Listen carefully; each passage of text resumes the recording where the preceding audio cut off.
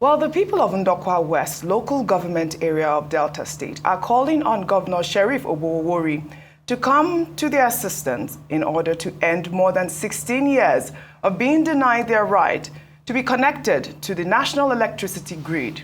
The people say they have been without power for that length of time and feel a sense of injustice that despite their unflinching support and diligence in paying their taxes, they still live in darkness. Joining us now to discuss this urgent matter is the Honorable Deputy Governor of Delta State, John Onyeme, who will also help us understand a range of other issues bordering on rural development and urban renewal in the state, maintenance of law and order, equitable distribution of resources, and his recent defection alongside Governor Sheriff Oborevwori from the People's Democratic Party to the All Progressives Congress. Good morning. Great to have you on the morning show.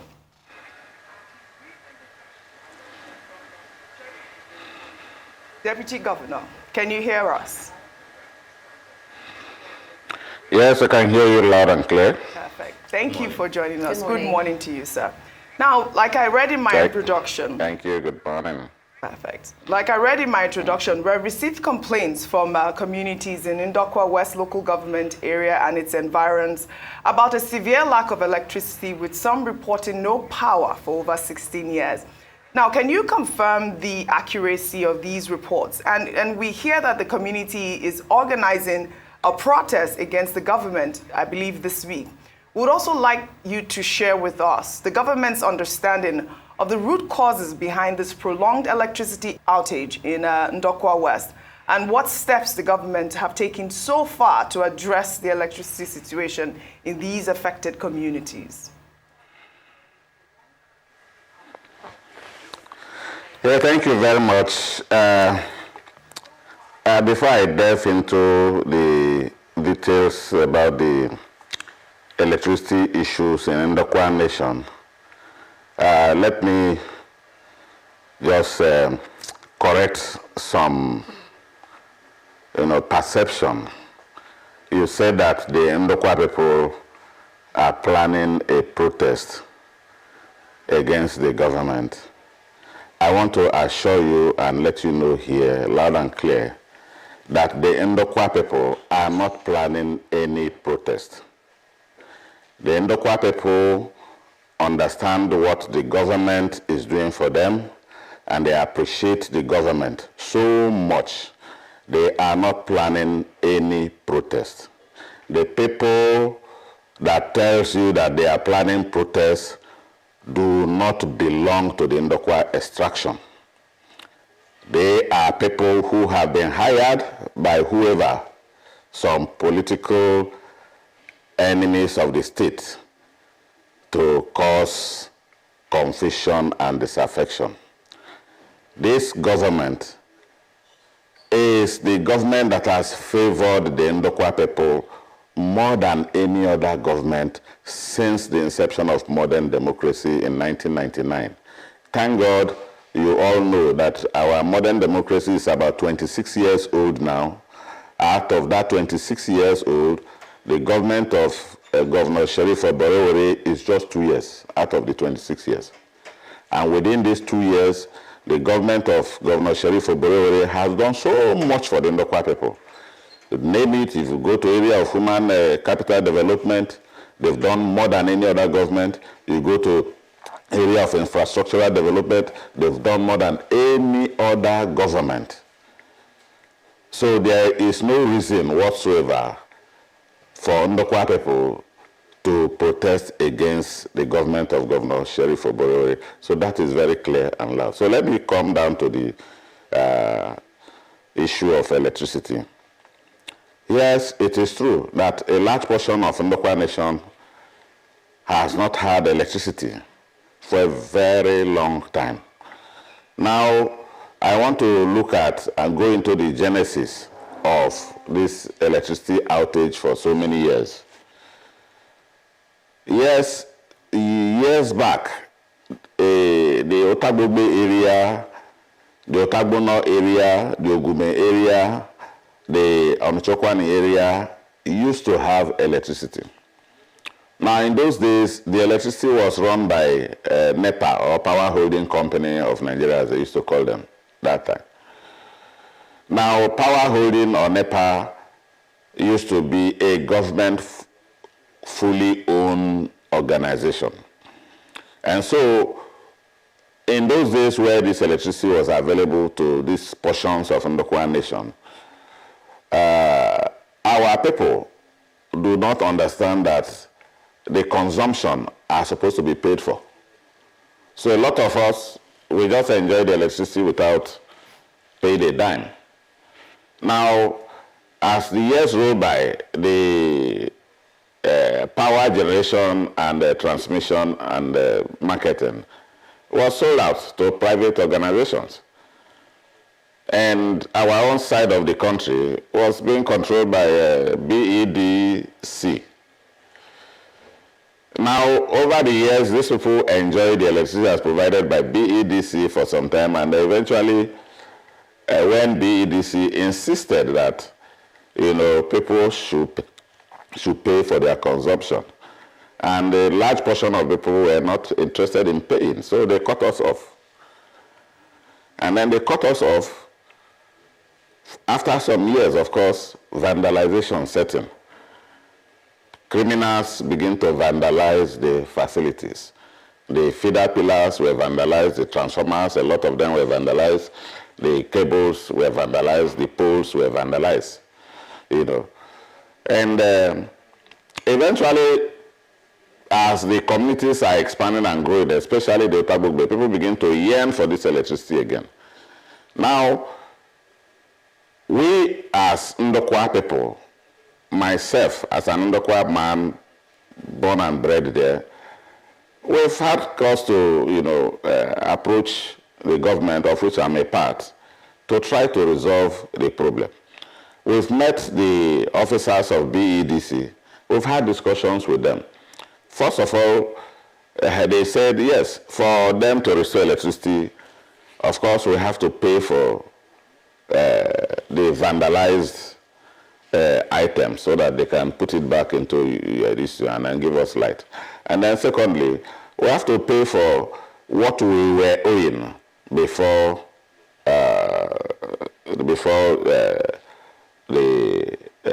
the outage. So we've had very, very reasonable discussion with the electricity company, and we have come to a certain gentleman agreement. They have agreed with us. I've also gone back to the government, and the government has given me consent to go ahead and actualize those things. As I'm talking to you, I have promised the contractors of BEDC that from Tuesday, after the public holiday of Monday, they will get an advance from me, from government, to go and kickstart that job. We are sure that within the next 1 or 2 months, electricity will be restored. We have also agreed to pay, as agreed with them, a portion of that areas of what they were owing, or what our people were owing. So it is not because we heard that some people who do not belong even to Ndokwa people are planning to make a protest. That was not. Long before then, we have had the discussion, and we were working on it. So let nobody come to claim credit. The people who are planning protests are not our people. They don't live with us. They don't belong to us. All the meetings we have been holding in our community, they've never attended. So let that be clear. This government has favored the Ndokwa people more than any other government since inception of modern democracy. This is the only government that has given us projects worth billions. The latest project that was approved for Ndokwa people is the road linking Abo to Akarai. A 10.8 kilometer road was awarded just last week, worth 29 billion naira. This is the only concrete road. This is going to be the first concrete road to be done in Ndokwa Nation and even in Delta State as a whole. How much love can a government show a people? So we are not prepared. We are not ready. We are very happy and contented with government of Governor Sheriff Oborevwori. We can never go on protest against the government because the government is doing so much for us. If I name all the major roads that were forgotten more than 30 years ago, roads that have turned into forest, forgotten and unpassable, that this government has opened up. Are we talking of the Outage road that had been abandoned? I mean, since before even the modern democracy, there was no road there anymore. That road has been opened up, and by December this year, that road will be commissioned. All right. Are we talking of the Outage road that has been abandoned since the time of Ogbemudia? Are we talking of roads from Abbey to Inam that has been non-existent since before the modern democracy? All these are roads that have been opened up by this government. What of my Aragba Road? And you can name it all over the whole place. This government has outperformed any other government. And the local people are very happy with this government. We can definitely not, demonstrate against the government. Tell the people who want to come and demonstrate to go to their own communities to demonstrate. They should not come and disturb us here because we are contented with this government. Thank you. All right. Thank you very much, Deputy Governor, for clarifying that. And I would like to hold you to account. You have promised here that within the next 2 months, the people of Ndokwa will have electricity. Is that what I'm holding on to right now? Correct? All right. So yes. You can hold me to that. I have had personal, it's not that I sent somebody. I've had discussion with contractors of BEDC. And we have come to an agreement.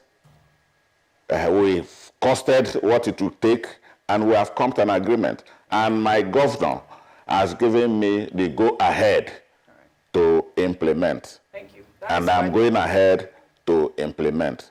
So to that extent, you can hold me accountable. Thank you. In any case, we have also had discussion with the people of Outage community on their desire to have an IPP, independent power project.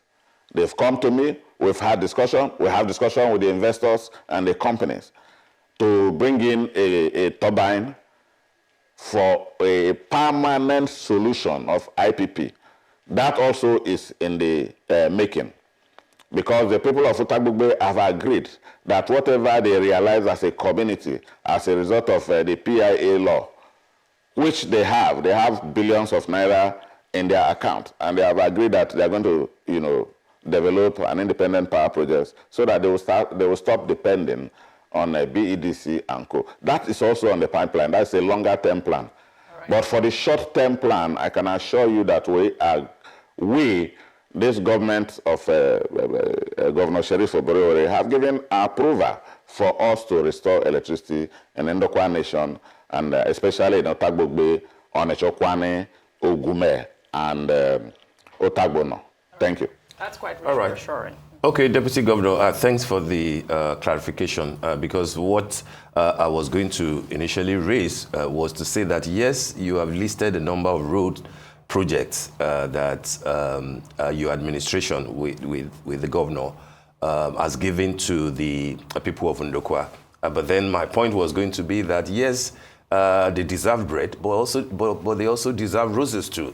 So the mere fact that you are providing roads does not mean and should not mean that they shouldn't also enjoy electricity. But thanks for the clarification. However, my question to you will be, you hinted at what you consider to be permanent solution, IPP and the rest. I would like to remind you first and foremost that the Ndokwa Nation is not the only community in Delta State that is grappling with epileptic power supply.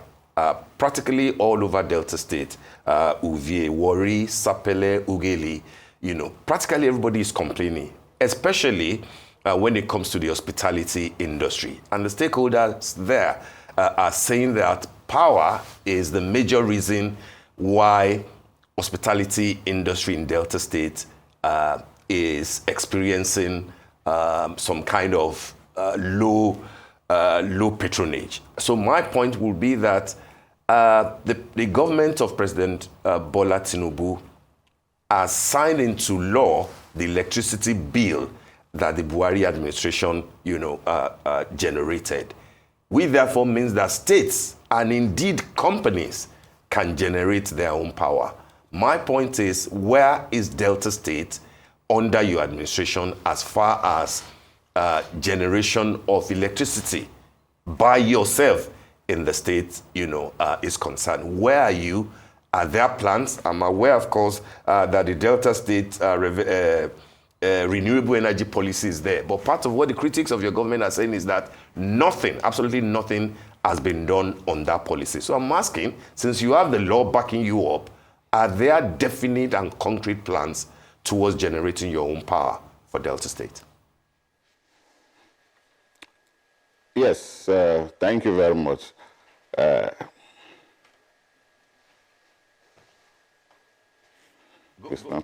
on, Deputy. We can hear you. You can go on. Okay, thank you. All right. As a matter of fact, it is very, very incorrect to say that the government is not doing anything. Just recently, a few months ago, the Delta State House of Assembly has passed a law backing the ability of the state to develop, generate, transmit, and market electricity in Delta State. And as I'm talking to you now, we have received proposals from various investors concerning the intention to generate electricity. Both in the Warri axis, there's an IPP being planned for Warri axis. There's an IPP being planned for Ndokwa Nation, like I said earlier. There is an IPP that is functional in Asaba today, a portion of Asaba. So we are at the forefront of trying to provide electricity, for our people in Nigeria. We all know that the issue of electricity has been a very long-standing one in this country. It's not only in Delta State, it's not even in Lagos State or Abuja. Everywhere, every portion of this country has problem of electricity. I have not seen one place that will say, yes, they are self-sufficient as far as electricity is concerned. It's a general problem. But I can assure you that this government of Sheriff Oborevwori is doing whatever it can to ensure that before we begin to talk of, uninterrupted power supply in this country, Delta State will be among the first.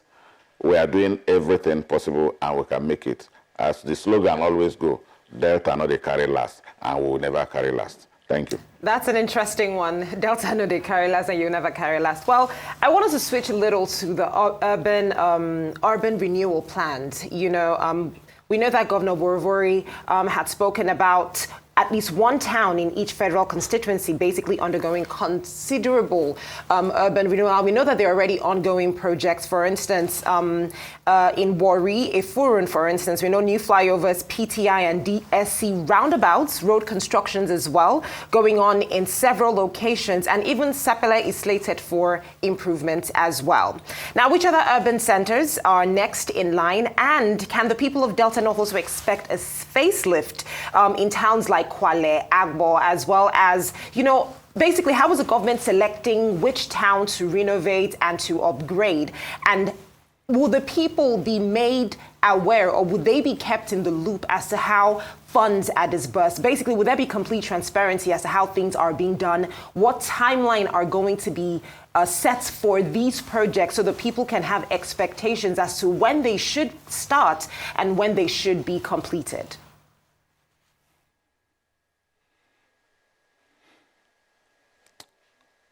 Thank you. This government is a government that believes in the people. It's a government that works for the people. And it's a government that listens to the yearnings of the people. I can assure you that this government is not discriminatory. Just like you see projects happening in Warri, if you go to Agbo, you will see projects going on there. You go to Supplier, you will see projects going on there. You come to Asaba, the state capital, you see a lot of projects going on. You go to Iseluku, you go to Ogwashuku, there are projects going on all over the whole place. This government is the government that has turned the entire Delta State into construction sites for various projects. The government is not discriminatory against anybody or any section of the state. We are doing our best to ensure that the entire state benefits from the agenda, the more agenda of this government. All right. There is no place that is going to be left out. All right. As I'm talking to you, just last week, new areas have been opened up in Okpanam. We are going to do a brand new road to open up the bushes of Okpanam down to Ugbolu and to Isila Asagba. It's about 11-point-something kilometer roads, brand new road to be opened up in the forest, just to ensure that, you know, we have more accesses and then the place is open up for future development. The road, existing road from Anwai going to Ela is being expanded now. The road from Summit Junction to Government House is being expanded. So you can see all development, all expansion and the beautification processes going on in the state capital. Just like in Warri, we talk of all the flyovers. This is the first government since the history of modern democracy in Delta State that has brought Julius Berger to come and work in the state. No other previous government has done it. So we are doing very well. The stadium, the Warri Township Stadium, is being modernized. A contract has been awarded to make it look like an international stadium. And by the time that work is finished, that project is finished, that stadium will be as good as any other stadium in the world. It can hold any tournament. All right, Deputy. So we are doing a lot. The government is doing a lot. And the government will continue to do a lot. All right. Because that is a mandate that we came out to do. That is what we and our people agreed when we were brought into governance. Thank you. All right, Deputy Governor, you know I am from Umukwata. I'm sure you know that. You left out my community, Umukwata. Are there any projects going on there? I mean, can you share with me? I'd like to know for my people. Yes. Your community is not left out. Okay. The Majesty, the King of Umukwata, is a very close senior brother and a friend of mine. We talk all the time. And I can assure you that Umukwata community is not left out. If you go to Obinomba, go to Obiaroko, you will see just drive down that road, you will see the signs of government presence. Those roads, even when everybody know that they are federal roads, you can see those roads being fixed by the state government. It's not the federal government, it's the state government that is fixing those roads. All right. So we are doing a lot. Umukwata can never be left out. All right, very good. It can never be left out because His Majesty is a friend of this government, is a senior brother. We are always talking together. Go and ask him. He will tell you that, yes, we are together. All right, quite assuring. Thank you so much, Deputy Governor. Now, let's talk about the anti-kidnapping protests in Abraka, where residents and students in the community are demanding urgent action. I know that last year, the Delta State government donated, I believe, about 31 operational vehicles to the police and other security agencies to enhance joint security operations in the state and, of course, improve patrols. I believe that initiative is part of Operation Delta Sweep, which you guys say is a security task force established to combat kidnapping, illegal oil bunkering, cultism. We carried a report here on Arise News of a recent operation where 4 suspected kidnappers were killed in Abraka.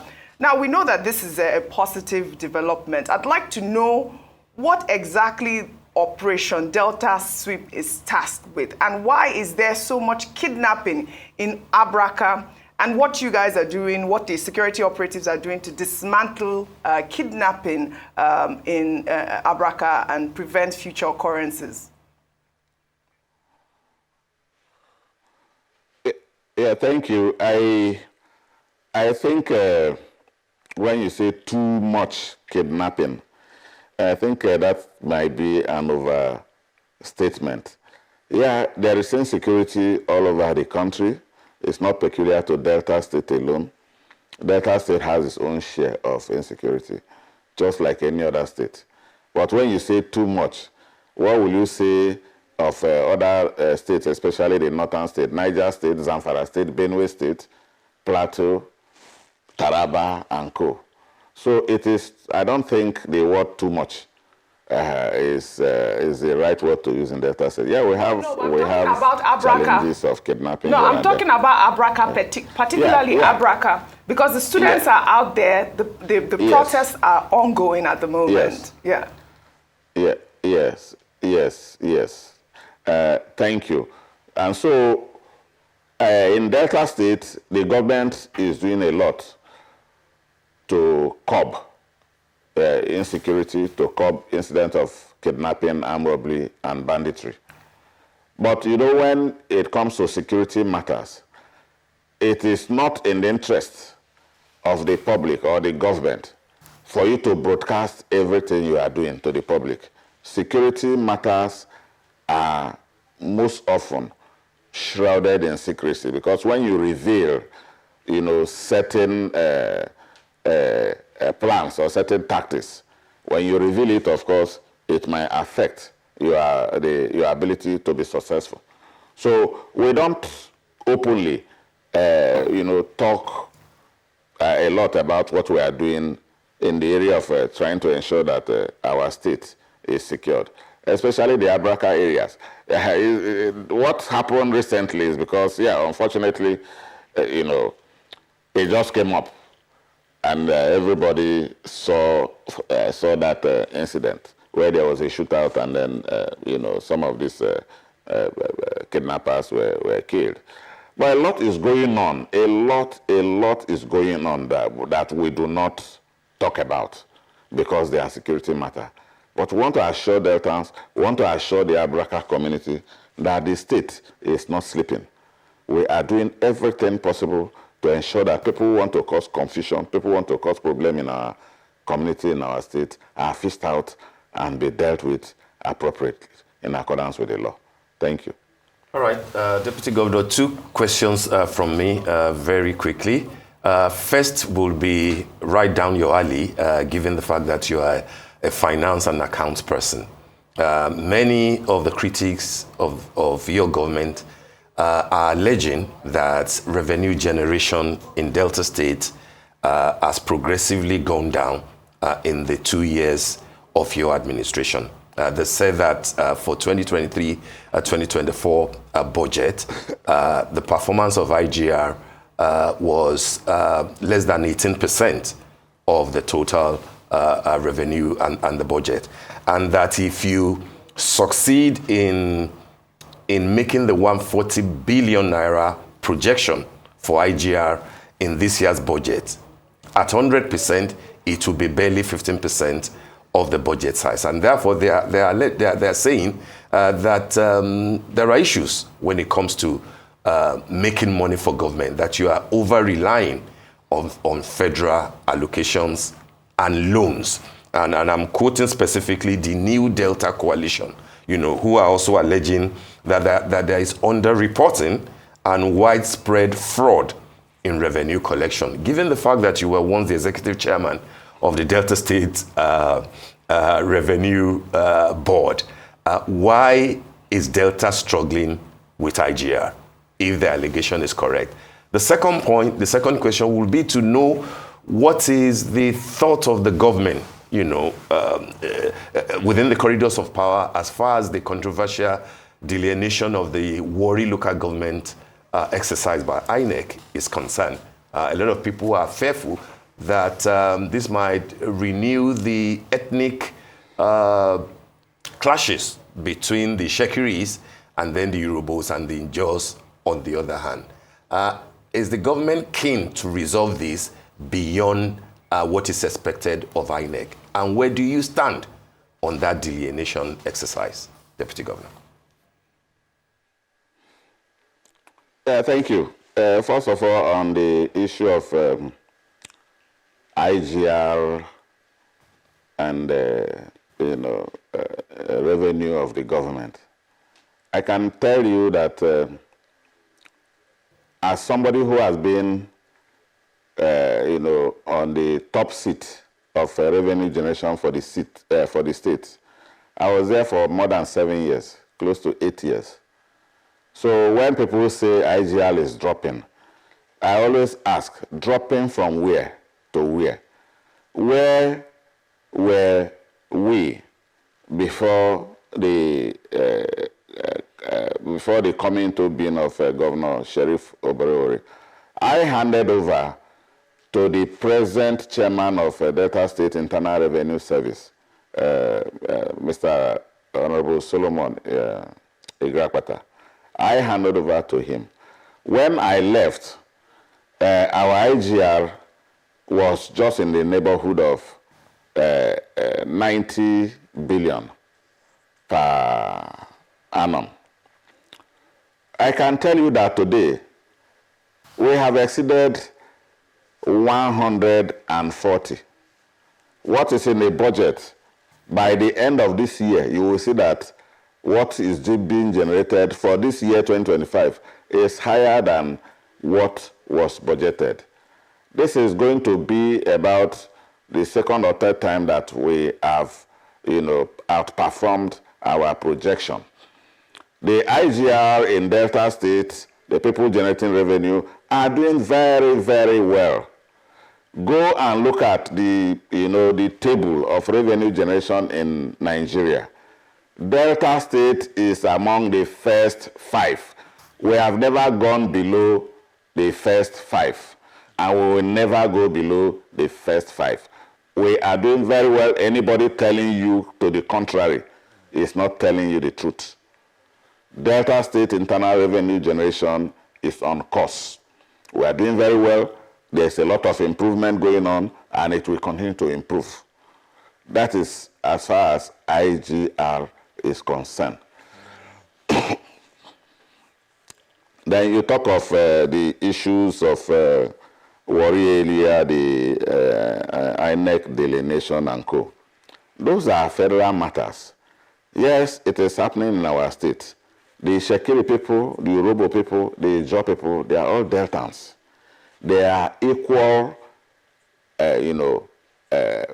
partners in this state called Delta State. Nobody is bigger. Nobody is more important than the other. We are all one, and we are united in a common cause to make Delta State top. And the state government will do everything possible to ensure that there is peace and harmony in Delta State. We are doing that. That is why up till now, with whatever INEC is doing, there has not been a problem. There is peace. Yeah, people are agitated here and there, but everybody is still very calm. Let us allow the government to finish what they are doing. We should not begin to predict in advance, oh, this is how it's going to end, or this is how it's going to end. The government is working. The federal government is doing their job. It is their job. And the state government cannot go and begin to take decision or to interfere. Let's allow the federal government to finish their job. And I'm sure the federal government will do it in such a way that every portion, every ethnicity, every ethnic tribe in the state, both the Yorubas, both the Ijaws, both the Shekiris, everybody will be satisfied. I can assure you that the government of Delta State is waiting and watching keenly. Where they will need our contribution, if they beckon on us, I mean the federal government to come and make input, to come and contribute, we will gladly go and make an input. Deputy but Governor. for now, Yeah, I love the fact that you're giving us a lot of assurances. You are full of many positive assurances this morning, and I certainly hope that the people who are at the heart of the delineation issues at this time, the Ijos, the Ishekiris, and the Yorubas, are able to also come to the same conclusion and equally make sure that each and every part gets a fair result at the end of the day, because that's the goal that we're looking at. Now, I want us to quickly touch on the defections that we saw recently. Of course, we saw in your state, in Delta State, the governor, yourself, and a majority of his I would say his party go over from the APC to from the PDP to the APC. Now, one of the major questions that's been on many people's minds is, are you assured of a second term with this defection? Of course, we know that during the 2023 elections, the governor competed alongside Ovie Omoagege, who was representing the APC at the time. Now, knowing that the governor yourself have moved from the party which you were elected under to APC, are you equally assured that come the next gubernatorial elections, you will equally receive that ticket again, even though there is someone who's probably hoping that he will take that ticket, considering he's been in the party longer? Is that something you can say you have any assurances about? Yeah, thank you. We believe in the people. The people believe in us.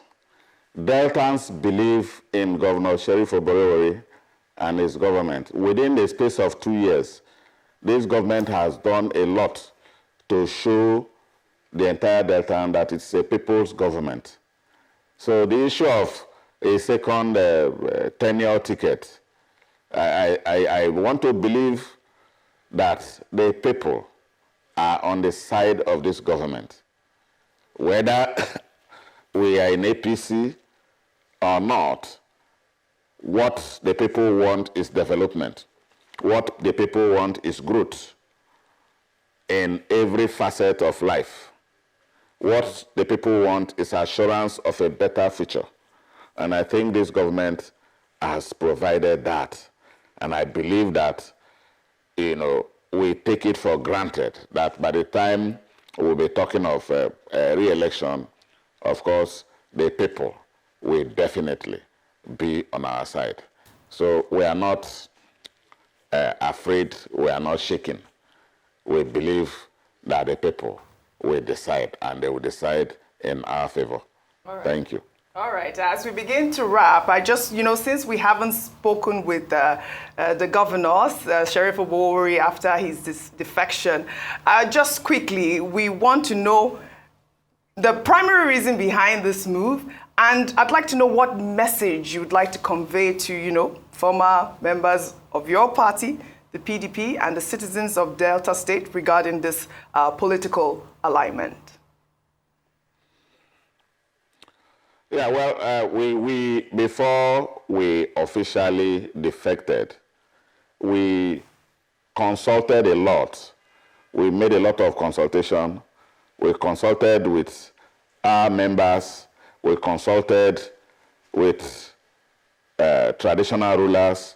We consulted with people of faith. That's our spiritual fathers. We consulted even with the non-indigens that are living in our state. We did a lot of wide consultation, and everybody came to the conclusion that our reasons are genuine and it will be beneficial to the state and the people living in the state. Now, you will recall that the PDP lost power at the federal level in 2015. And since that 2015, Delta State, as far as national politics is concerned, has been in the opposition. For 10 years, 2015 to 2025, we've been in opposition, and we saw the effect of being an opposition state. Most of the things that will have ordinarily attracted to Delta State, within that last 10 years, we couldn't do that because, of course, we're in opposition. So what will it benefit us to continue to be in opposition? We saw a government, the government of Bola Ahmed Tinubu, that come with a Renew Hope agenda, and we saw that his program is good for the people, especially if we are able to key in. And we decided that, look, we should key into this government so that what is rightly due to us as a state, we will be able to attract very easily. And I can assure you that the government of President Bola Ahmed Tinubu is very, very disposed to Delta State now that we are one, now that we are part of the APC. We can never, be at loss. So with what Deltas have been benefiting from being in opposition, solely from our own federal allocation and our IGR, now we are able to go direct to the federal government and demand that things be done in Delta State, and it will be done. Just recently, we are beginning to see signs. There is a construction going on now from Asaba end of the bridge down to Benin. Federal government. We've never had it in the past 10 years. So I think our move to the APC was a good one. It was reasonable. It was the best thing to do, and our people are in support of our move. Right. That is why today, if not 100%, let me say more than 90% of the former PDP members are gladly in APC today. We're better for it. All Thank you. Deputy Governor John Onyeme, would like to thank you very much for joining us on the morning show this morning. I'm sure the people of Ndokwa West will be very glad with your assurances. We hope that in 2 months, they will have electricity. Thank you so much for joining us on the morning show.